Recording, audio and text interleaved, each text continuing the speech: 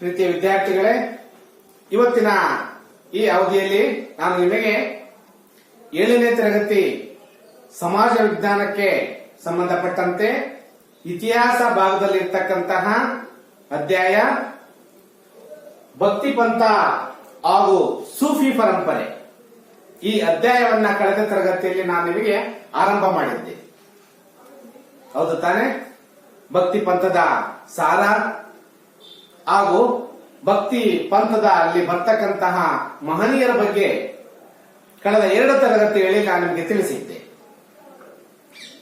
ಹಾಗೂ ಇದೇ ಅಧ್ಯಾಯಕ್ಕೆ ಸಂಬಂಧಪಟ್ಟಂತೆ ಸೂಫಿ ಪರಂಪರೆ, ಈ ಸೂಫಿ ಪರಂಪರೆಯ ಒಂದು ಸಾರ ಏನು, ಈ ಸೂಫಿ ಪರಂಪರೆಯಲ್ಲಿ ಬರ್ತಕ್ಕಂತಹ ಪ್ರಮುಖ ಸೂಫಿ ಸಂತರು ಯಾರು, ಹಾಗೂ ಈ ಸೂಫಿ ಸಂತ ಇಷ್ಟೊಂದು ಪ್ರಾಮುಖ್ಯತೆಯನ್ನ ಬರಲಿಕ್ಕೆ ಏನು ಕಾರಣ ಅನ್ನೋದ್ರ ಬಗ್ಗೆ ನಾನು ಈ ಹೊತ್ತಿನ ಈ ಅವಧಿಯಲ್ಲಿ ನಾನು ನಿಮಗೆ ತಿಳಿಸ್ತೇನೆ. ಸೂಫಿ ಪರಂಪರೆ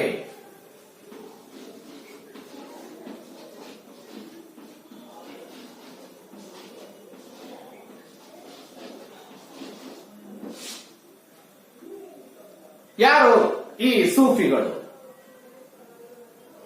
ನಾವು ನೋಡೋದಾದ್ರೆ ಈ ಹಿಂದೂಗಳಲ್ಲಿ ಯಾವ ರೀತಿ ಕನಕದಾಸರು, ಚೈತನ್ಯರು, ಪುರಂದರದಾಸರು, ಹೌದಾ, ಈ ಕಬೀರರು ಈ ಧಾರ್ಮಿಕ ಜಾಗೃತಿಯನ್ನು ಉಂಟು ಮಾಡಿದ್ರಲ್ಲ, ಧರ್ಮದ ಬಗ್ಗೆ ಜಾಗೃತಿಯನ್ನ ಉಂಟು ಮಾಡಿದ್ರಲ್ಲ, ತಮ್ಮ ಹಾಡಿನ ಮೂಲಕ ಆಗಿರ್ಬೋದು, ತಮ್ಮ ಕಾವ್ಯದ ಮೂಲಕ ಆಗಿರ್ಬೋದು. ಈ ಕನಕದಾಸರು ಯಾವ ರೀತಿಯಾದಂತಹ ಒಂದು ಧಾರ್ಮಿಕ ಜಾಗೃತಿಯನ್ನ ಮೂಡಿಸಿದ್ರು. ಪುರಂದರದಾಸರು ಅಕ್ಕಮಹಾದೇವಿ, ಆಂಡಾಳ್, ಹೌದಾ, ಚೈತನ್ಯರು ಯಾವ ರೀತಿ ಈ ಧಾರ್ಮಿಕ ಜಾಗೃತಿಯನ್ನು ಮೂಡಿಸಿದ್ರಲ್ಲ, ಇದು ಇವರು ಎಲ್ಲರೂ ಸಹಿತ ಹಿಂದೂ ಧರ್ಮಕ್ಕೆ ಸಂಬಂಧಪಟ್ಟವರು ನಾನು ಹೇಳ್ತಾ ಇರ್ತಕ್ಕಂಥದ್ದು.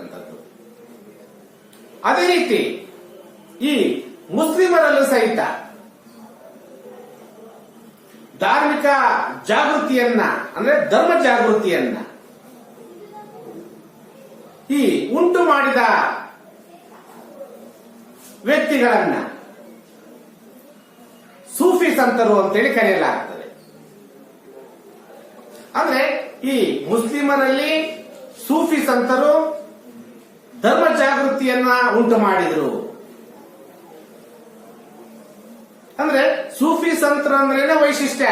ಯಾಕಂತ ಹೇಳಿದ್ರೆ ನಾವು ಈ ಸೂಫಿ ಸಂತರಗಳನ್ನ ಈ ನಾವೇಗೆ ಇಲ್ಲಿ ಸನ್ಯಾಸಿಗಳು, ಸ್ವಾಮಿಯರು, ಹೌದಾ, ಒಂದು ಪೀಠದ ಅಧ್ಯಕ್ಷರು, ಹೌದಾ, ಇಂಥ ಮಠದ ಸ್ವಾಮಿಗಳು ಅಂತೇಳಿ ಕರಿತೀವಲ್ಲ. ಅಂದ್ರೆ ಇವರು ಯಾವುದೇ ಜಾತಿಯವರನ್ನ, ಯಾವುದೇ ಧರ್ಮದವರನ್ನ ಬೇರೆ ಅನ್ನಂತೆ ಕಾಣೋದಿಲ್ಲ. ಅಂದ್ರೆ ಎಲ್ಲಾ ಧರ್ಮೀಯರನ್ನ, ಎಲ್ಲಾ ಜಾತಿಯವರನ್ನ ಒಂದೇ ರೀತಿಯ ಮನೋಭಾವನೆಯಲ್ಲಿ ಕಾಣ್ತಾರಲ್ಲ, ಅದೇ ರೀತಿ ಮುಸ್ಲಿಮರಲ್ಲೂ ಸಹಿತ ಅಂತ ಒಂದು ಪಂಗಡ ಇದೆ. ಆ ಪಂಗಡವೇ ಸೂಫಿ.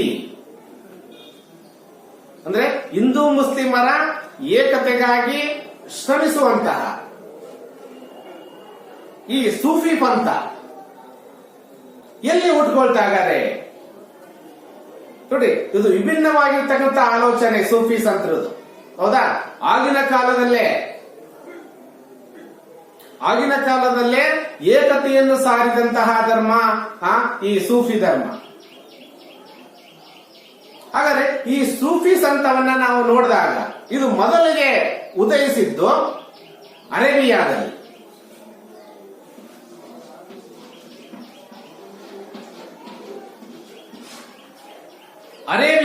ಇದು ಉದಯಿಸಿದ್ದು ನಂತರ ಭಾರತಕ್ಕೆ ಬಂದಿರತಕ್ಕಂಥದ್ದು. ಹಾಗಾದ್ರೆ ನೀವೆಲ್ಲ ಆ ಸೂಫಿ ಸಂತರನ್ನ ನೋಡಿರ್ತೀರ. ಸಾಮಾನ್ಯವಾಗಿ ಯಾವ ಊರಲ್ಲಿ ದರ್ಗಾಗಳಿದಾವಲ್ಲ, ಉರ್ಸುಗಳೆಲ್ಲ ನಡೀತಾವಲ್ಲ, ಉರ್ಸುಗಳು, ಹೌದಲ್ಲ. ಅಲ್ಲಿ ನಾವು ಅವು ಸೂಫಿ ಸಂತರ ಅವು ಏನೋ ಸಂಕೇತಗಳು, ಅವು ದರ್ಗಾಗಳು. ಮಕ್ಕಳೇ, ಹಾಗಾದ್ರೆ ಈ ಸೂಫಿ ಅಂತೇಳಿ ಹೆಸರು ಯಾಕೆ ಬಂತು? ಇದು ಸೂಫಿ ಎಂಬ ಪದದ ಅರ್ಥ ಏನು? ಈ ಸೂಫಿ ಎಂಬ ಪದದ ಅರ್ಥ ಏನಾಗದೆ? ಸೂಫಿ ಅಂದ್ರೆ ಹೇಳಿದೆ ನಾನು, ಇದು ಅರಬ್ ದೇಶದಲ್ಲಿ ಹುಟ್ಟಿರ್ತಕ್ಕಂಥದ್ದು ಅಂತ ಹೇಳಿದ್ರು. ಹಾಗಾದ್ರೆ ಸೂಫಿ ಅಂದ್ರೆ ಏನು? ಸೂಫಿ ಅಂದ್ರೆ ಸಾಫ್ ಅಂತೇಳಿ ಅರ್ಥ. ಸೂಫಿ ಅಂದ್ರೆ ಸಾಫ್ ಅಂತೇಳಿ ಅರ್ಥ. ಸಾಫ್ ಅಂದ್ರೆ ಗೊತ್ತಲ್ಲ ನಿಮಗೆ? ಶುದ್ಧಿ, ಹೌದಾ? ಶುಚಿ ಎಂಬ ಅರ್ಥವನ್ನ ಕೊಡುತ್ತೆ. ಶುದ್ಧಿ, ಶುಚಿ ಎಂಬ ಅರ್ಥವನ್ನು ಕೊಡುತ್ತೆ. ಅಂದ್ರೆ ಈ ಶುದ್ಧಿಯನ್ನ ಮಾಡತಕ್ಕಂಥದ್ದು ಅಂತೇಳಿ, ನಮ್ಮ ಅಂತಃಕರಣವನ್ನ ಶುದ್ಧಿಯನ್ನ ಮಾಡತಕ್ಕಂಥದ್ದು. ಗೊತ್ತಾಯ್ತಲ್ಲ? ಈ ಸೂಫಿ ಸಂತರು ಈ ಮುಸ್ಲಿಮರಲ್ಲೇ ಅನುಭಾವಿಗಳು ಅಂತೇಳಿ ನಾವು ಹೇಳ್ಬೋದು ಇವರನ್ನ, ಸೂಫಿ ಸಂತರನ್ನ. ಈ ಸೂಫಿ ಸಂತರು ಸಾಮಾನ್ಯವಾಗಿ ಯಾವಾಗಲೂ ಸಹಿತ ಉಣ್ಣೆಯಿಂದ ಮಾಡಿರ್ತಕ್ಕಂಥ ಅಂಗಿಗಳನ್ನ ಹಾಕೊಳ್ತಾ ಇದ್ರು. ಉಣ್ಣೆಯಿಂದ ಮಾಡಿರ್ತಕ್ಕಂತಹ ಅಂಗಿಗಳನ್ನ ಹಾಕೊಳ್ತಾ ಇದ್ರು. ಅರ್ಥ ಆಯ್ತಲ್ಲ ಮಕ್ಕಳೇ? ಈ ನಮ್ಮಲ್ಲಿ ಹೇಗೆ ಸಂತರು ಇದಾರಲ್ಲ, ಅದೇ ರೀತಿ ಸನ್ಯಾಸಿಗಳು, ಋಷಿಗಳಿದಾರಲ್ಲ, ಅದೇ ರೀತಿ ಈ ಮುಸ್ಲಿಂ ಧರ್ಮಕ್ಕೆ ಸಂಬಂಧಪಟ್ಟಂತೆ ನೋಡೋದಾದ್ರೆ ಅವ್ರನ್ನ ನಾವು ಅವರಿಗೆ ಹೋಲಿಸಬಹುದು. ಹಾಗಾದ್ರೆ ಈ ಸೂಫಿ ಸಂತ ಏನನ್ನ ಹೇಳ್ಕೊಡುತ್ತೆ? ಈ ಸೂಫಿ ಸಂತದಲ್ಲಿ ಏನಿದೆ? ಹಾಗಾದ್ರೆ ಏನನ್ನ ವೈಶಿಷ್ಟ್ಯತೆ ಇರಲೇಬೇಕಲ್ಲ? ಯಾಕಂತ ಹೇಳಿದ್ರೆ ಜಾತಿ ಭೇದವನ್ನ, ಕೆಲವು ಮೌಢ್ಯಗಳನ್ನ ವಿರೋಧ ಮಾಡಿರ್ತಕ್ಕಂಥದ್ದು ಸೂಫಿ ಸಂತರು. ಹಾಗಾದ್ರೆ ಏನ್ ಹೇಳಿದಾರೆ ಅವರು ಸೂಫಿ ಸಂತರು? ಈ ಸೂಫಿ ಪಂಥದ ಸಾರವನ್ನ ನೋಡೋದಾದ್ರೆ ನಾವು ಸೂಫಿ ಪರಂಪರೆಯ ಅಥವಾ ಸೂಫಿ ಪಂಥದ ಏನೇನು ಸಾರ ಆಗರೆ ಒಂದೊಂದಾಗಿ ನೋಡೋಣ. ನಾವು ಏನ್ ಹೇಳ್ತಾ ಇದ್ರು? ಸೂಫಿ ಪರಂಪರೆಯಲ್ಲಿ ಏನನ್ನ ಹೇಳಲಾಗ್ತದೆ? ದೇವರು ಒಬ್ಬನೇ,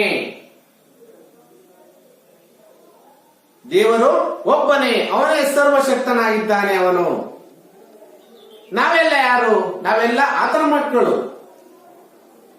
ನಾವೆಲ್ಲ ಆತನ ಮಕ್ಕಳು ಅಂತ ಹೇಳಿ ಆ ಧರ್ಮ ಹೇಳುತ್ತೆ. ಸೂಫಿ ಆ ಧರ್ಮ ಏನಂತ ಹೇಳುತ್ತೆ?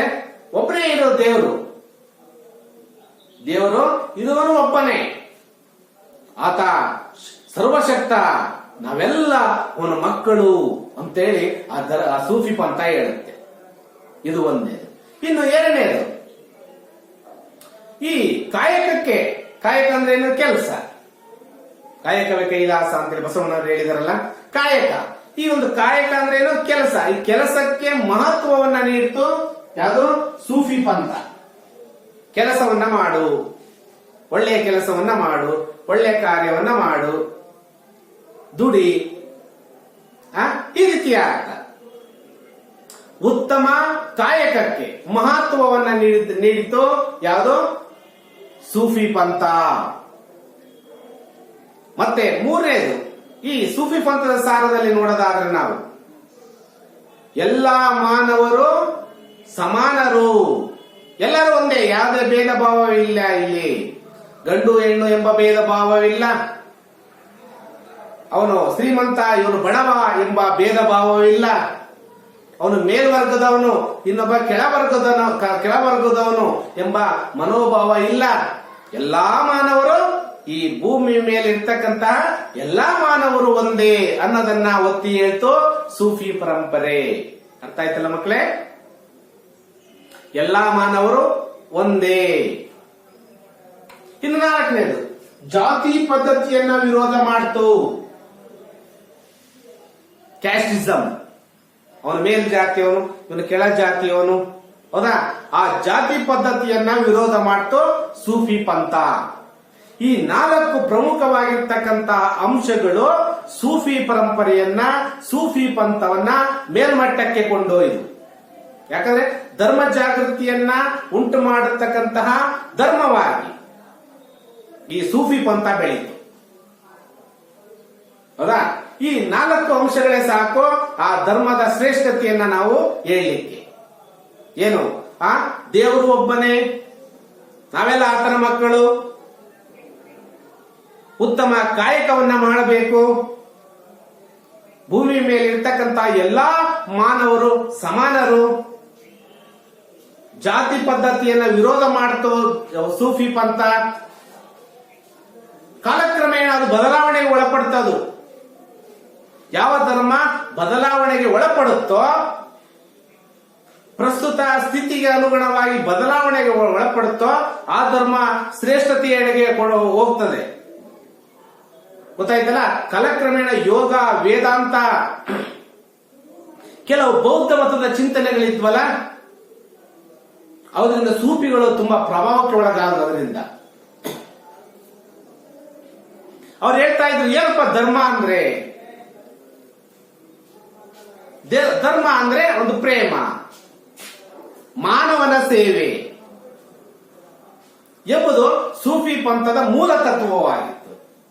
ಬಹಳ ಅಚ್ಚುಕಟ್ಟಾಗಿ ಹೇಳ್ತಾ ಇದ್ರು, ಧರ್ಮ ಅಂದ್ರೆ ಏನಪ್ಪ? ಪ್ರೇಮ, ಪ್ರೀತಿ, ಸಹಕಾರ, ಸಹನೆ, ಹೌದಾ? ಸೇವೆಯನ್ನ ಮಾಡ್ತಕ್ಕಂಥದ್ದು, ಮಾನವನ ಸೇವೆಯನ್ನ ಮಾಡ್ತಕ್ಕಂಥದ್ದು. ಗೊತ್ತಾಯ್ತಲ್ಲ? ಇನ್ನೊಬ್ರು ಕಷ್ಟದಲ್ಲಿ ಇರ್ತಕ್ಕಂಥವ್ರಿಗೆ ಸೇವೆಯನ್ನ ಮಾಡ್ತಕ್ಕಂಥದ್ದು, ಹೌದಾ?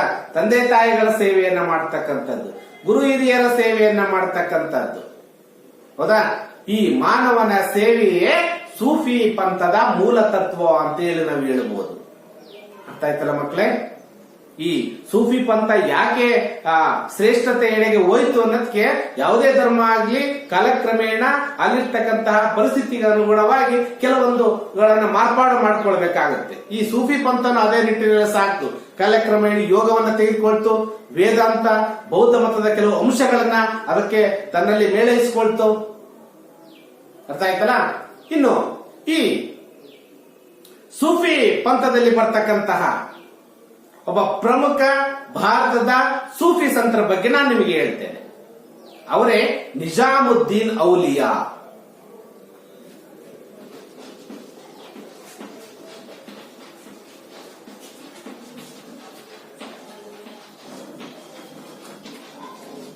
ನಿಜಾಮುದ್ದೀನ್ ಔಲಿಯಾ ಭಾರತದ ಪ್ರಮುಖ ಸೂಫಿ ಸಂತರಲ್ಲಿ ಇವರು ಒಬ್ಬರು. ಇವರು ತುಂಬಾ ಬಡತನದಲ್ಲಿ ಬೆಳೆದಂತಹ ವ್ಯಕ್ತಿ.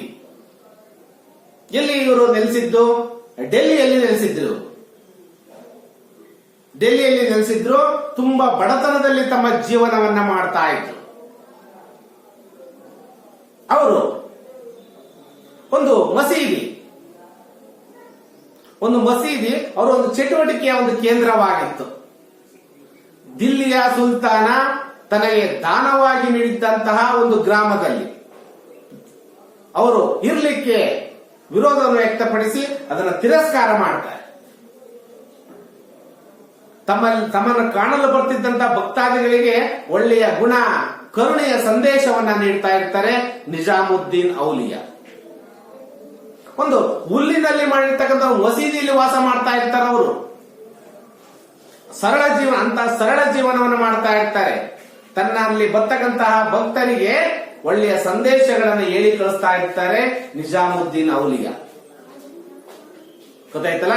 ತುಂಬಾ ಬಡತನದಲ್ಲಿ ತಮ್ಮ ಜೀವನವನ್ನ ಸಾಗಿಸಿದಂತಹ ನಿಜಾಮುದ್ದೀನ್ ಔಲಿಯಾ ತಮ್ಮ ಆ ಸಂದೇಶಗಳನ್ನ, ಸೂಫಿ ಪರಂಪರೆಯ ಒಂದು ಸಂದೇಶಗಳನ್ನ ಎಲ್ಲರಿಗೂ ಸಹಿತ ಹೇಳಲಿಕ್ಕೆ ಬಯಸಿದಾಗ ಒಬ್ಬ ಯಾರು ರಾಜ, ದಿಲ್ಲಿಯ ಸುಲ್ತಾನ ಅವರಿಗೆ ಒಂದು ಗ್ರಾಮವನ್ನೇ ದಾನವಾಗಿ ನೀಡಲಿಕ್ಕೆ ಹೋಗಿರ್ತಾನೆ.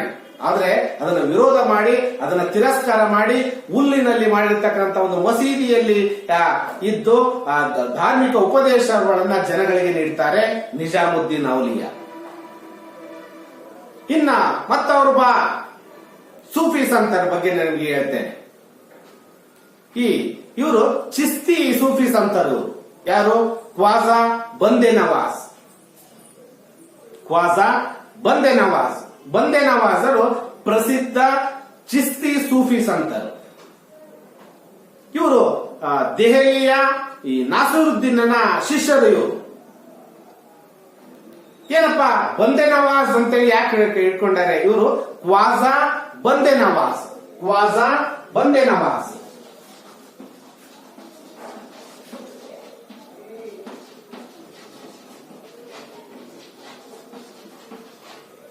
ಖ್ವಾಜಾ ಬಂದೆ ನವಾಜ್. ಏನು ಬಂದೆ ನವಾಜ್ ಅಂದ್ರೆ ಏನು? ಬಂದೆ ನವಾಜ್ ಅಂದ್ರೆ ಮೊರೆ ಹೊಕ್ಕವನನ್ನು ಪೊರೆಯುವವರು ಅಂತೇಳಿ ಅರ್ಥ. ಯಾರು ಕಷ್ಟ ಅಂತ ಅನ್ಕೊಂತ ಹೋಗ್ತಾರೋ ಅವರನ್ನ ಕಾಪಾಡುವವನು ಅಂತೇಳಿ ಅರ್ಥ ಬಂದೆ ನವಾಜ್ ಅಂದ್ರೆ. ನೋಡಿ, ಅವರ ಹೆಸರಿನಲ್ಲಿ ಕೆಲವು ದರ್ಗಾಗಳಿದೆ, ಬಂದೆ ನವಾಜ್ ದರ್ಗಾ. ಇದ್ರ ಅರ್ಥ ಇಷ್ಟೇ. ಏನು ಬಂದೆ ನವಾಜ್ ಅಂದ್ರೆ ಏನಪ್ಪಾ ಅಂದ್ರೆ ಮೊರೆ ಹೊಕ್ಕವನನ್ನ ಪೊರೆಯುವವನು ಅಂದ್ರೆ ಕಷ್ಟದಲ್ಲಿ ನಾವು ಹೋದ್ರೆ ನಮ್ಮನ್ನ ಕಾಪಾಡುವವನು ಅಂತೇಳಿ ಅರ್ಥ. ಇವರ ಇನ್ನೊಂದು ಹೆಸರಿದೆ, ಗೇಸುದ ರಾಜ್ ಅಂತೆ. ಯಾಕೆ ಈ ಗೇಸುದ ರಾಜ್ ಅಂತ ಹೆಸರು ಬರುತ್ತೆ?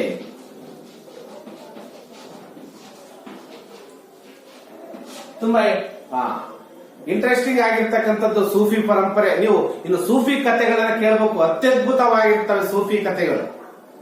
ಮಾನವೀಯ ಮೌಲ್ಯಗಳನ್ನ ಹೇಳ್ಕೊಡ್ತವೆ ಸೂಫಿ ಕಥೆಗಳು. ಸಣ್ಣ ಸಣ್ಣ ಕಥೆಗಳು ಇರ್ತವೆ ಸೂಫಿ ಕಥೆಗಳು.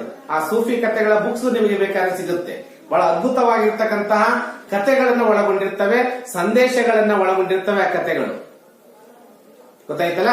ಈ ಗೇಸುದ ರಾಜ್ ಅಂದ್ರೆ ಏನು? ಗೇಸುದ ರಾಜ್ ಅಂದ್ರೆ ಉದ್ದ ಕೂದಲಿನವನು ಅಂತೇಳಿ ಅರ್ಥ.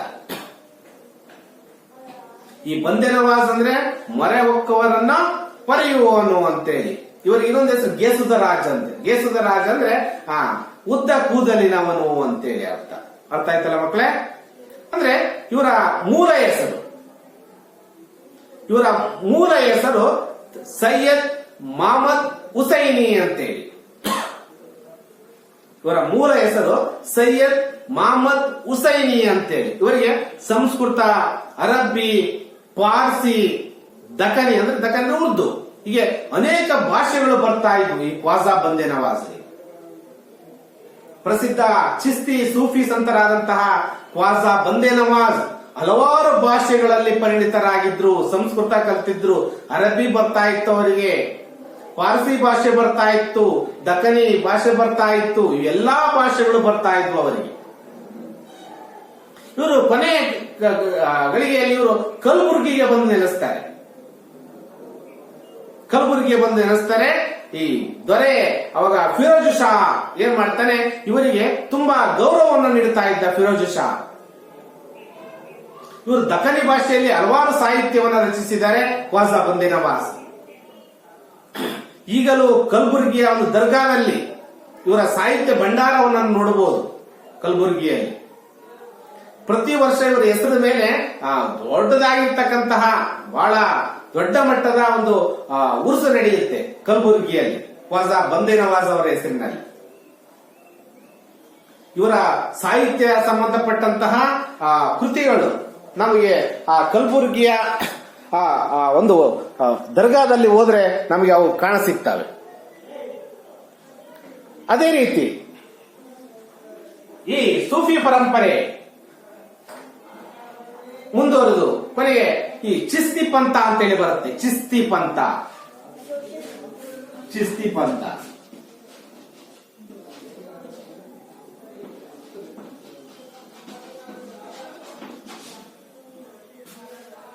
ಸೂಫಿ ಪಂಥದಲ್ಲಿ ಚಿಸ್ತಿ ಪಂಗಡ ಪ್ರಮುಖವಾಗಿರ್ತಕ್ಕಂಥದ್ದು, ಅದರಲ್ಲೇ ಪಂಗಡ ಇರ್ತಕ್ಕಂಥದ್ದು.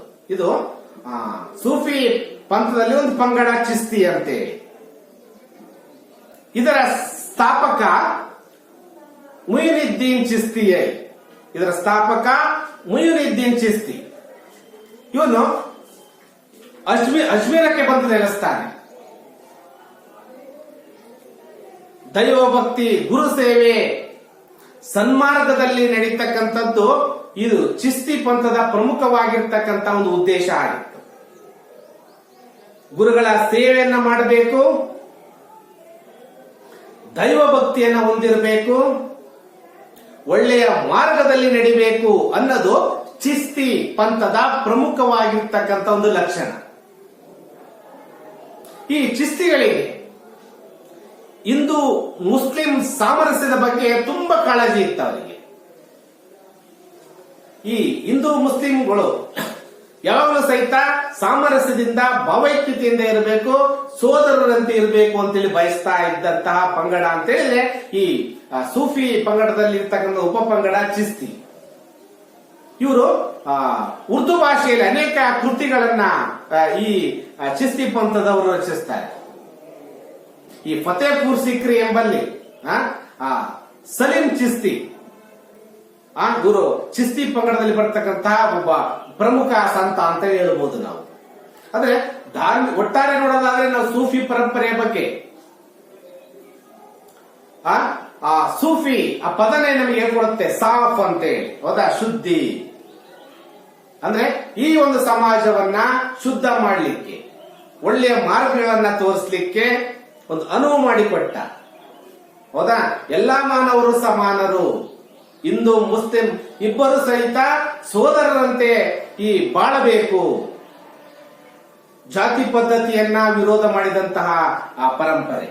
ಹಾಗಾಗಿ ಈ ಉರ್ಸುಗಳು ನಡೀತಾವಲ್ಲ, ಆ ಉರ್ಸುಗಳಲ್ಲಿ ಹಿಂದೂ ಮುಸ್ಲಿಂ ಇಬ್ಬರು ಸಹಿತ ಭಾಗವಹಿಸ್ತಾರೆ. ಯಾಕಂದ್ರೆ ಒಂದು ಜಾತಿ ಮತ ಪಂಥಕ್ಕಿಂತ ಮೇಲ್ಪಟ್ಟದ್ದು ಈ ಸೂಫಿ ಪರಂಪರೆ. ಹಾಗೆ ಪ್ರತಿ ವರ್ಷ ಕೆಲವು ಊರುಗಳಲ್ಲಿ ಎಲ್ಲೆಲ್ಲಿ ದರ್ಗಾಗಳಿದಾವೋ ಅಲ್ಲೆಲ್ಲ ಉರ್ಸುಗಳು ನಡೆಯುತ್ತವೆ. ಉರ್ಸುಗಳಿಗೆ ನಾವೆಲ್ಲ ಹೋಗ್ತೀವಿ ತಾನೆ. ಹಾಗಾಗಿ ಯಾಕೆ ಹೋಗ್ತೀವಿ ಅಂದ್ರೆ ಅದು ಸೂಫಿ ಪರಂಪರೆಯ ಒಂದು ಅದ್ಭುತವಾಗಿರ್ತಕ್ಕಂತಹ ಒಂದು ಶಕ್ತಿ ಅಂತ ಹೇಳಿ ಹೇಳ್ಬೋದು ನಾವು. ಅವರು ಜಗತ್ತಿಗೆ ಕೊಟ್ಟಂತಹ ಕೊಡುಗೆ ಅಂತ ಹೇಳಿ ಹೇಳ್ಬೋದು. ಏನನ್ನ? ಭಾವೈಕ್ಯತೆಯನ್ನ, ಸೋದರತೆಯನ್ನ ಅವರು ನೀಡಿದ್ದಾರೆ. ಹಾಗಾಗಿ ಪ್ರತಿ ಹಿಂದೂ ಮುಸ್ಲಿಮರು ಸಹಿತ ಇಬ್ಬರು ಸೇರಿ ಆಚರಣೆ ಮಾಡತಕ್ಕಂಥದ್ದು ಉರ್ಸನ್ನ. ಅರ್ಥ ಆಯ್ತಲ್ಲ ಮಕ್ಕಳೇ? ಇದುವರೆಗೂ ಈ ಅಧ್ಯಾಯದ ಬಗ್ಗೆ ಪೂರ್ತಿ ನಿಮಗೆ ಈ ಅಧ್ಯಾಯವನ್ನ ತಿಳಿಸಿದ್ದೇನೆ. ಭಕ್ತಿ ಪಂಥ ಹಾಗೂ ಸೂಫಿ ಪರಂಪರೆ. ಭಕ್ತಿ ಪಂಥ ಯಾಕೆ ಹುಟ್ಕೊಳ್ತು, ಭಕ್ತಿ ಪಂಥದ ಸಾರವೇನು, ಆ ಭಕ್ತಿ ಪಂಥದಲ್ಲಿ ಬರ್ತಕ್ಕಂಥ ಮಹನೀಯರ ಬಗ್ಗೆ ನಿಮಗೆ ತಿಳಿಸಿದ್ದೇನೆ. ಹಾಗೂ ಸೂಫಿ ಪರಂಪರೆಯ ಬಗ್ಗೆ ನಿಮಗೆ ಇವತ್ತಿನ ಈ ಅವಧಿಯಲ್ಲಿ ತಿಳಿಸಿದ್ದೇನೆ. ಮತ್ತೆ ಹೊಸ ಅಧ್ಯಾಯದೊಂದಿಗೆ ಮತ್ತೆ ಮುಂದಿನ ತರಗತಿಯಲ್ಲಿ ಮತ್ತೆ ನಿಮ್ಮನ್ನ ಭೇಟಿಯಾಗ್ತೇನೆ.